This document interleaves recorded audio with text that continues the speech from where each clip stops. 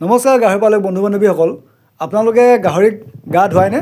আৰু যদিহে ধুৱায় তেনেহ'লে এটা কথাত সদায় সাৱধান হ'ব, যিহেতু নেকি আপোনালোকে যেতিয়া গাটো ধুৱাবলৈ ল'ব তেতিয়া মানে কি হ'ল ডাইৰেক্ট সিহঁতক গাত পানী মাৰি নিদিব।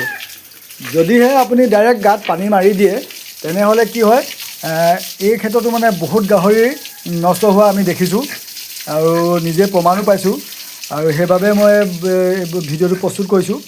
আৰু এটা কথা, প্ৰথমতে কি কৰিব, সদায় গাহৰিক গা ধোৱাৰ আগত আপোনালোকে মজিয়াখনত পানী মাৰিব।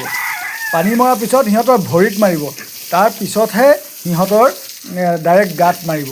কাৰণ কেলৈ ডাইৰেক্ট যদি আপুনি গাত মাৰি দিয়ে, আমাৰ মানুহৰ ক্ষেত্ৰতে চাবচোন, গা ধুব লওঁতে যদি আপুনি অন্যে যদি পানী মাৰি দিয়ে, আমাৰ কেনেকুৱা এটা হাৰ্টটোৱে মানে হাৰ্টবিটটো কেনেকৈ মানে বাঢ়ি যায় চাবচোন।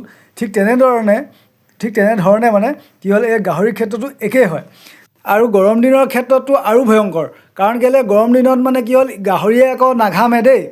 সেইকাৰণে মানে কি হ'ল, সিহঁতৰ গৰমটো মানে ভিতৰত সোমাই থাকে। তো আপুনি যদি গৰমত যদি ঘপককৈ যদি পানী মাৰি দিয়ে, সিহঁতৰ ভিতৰত মানে গৰমটো আৰু বাঢ়ি যায়। তো সেইকাৰণে গাহৰি মানে নষ্ট হোৱা দেখা গৈছে। ধন্যবাদ। সেইকাৰণে সাৱধান হ'ব।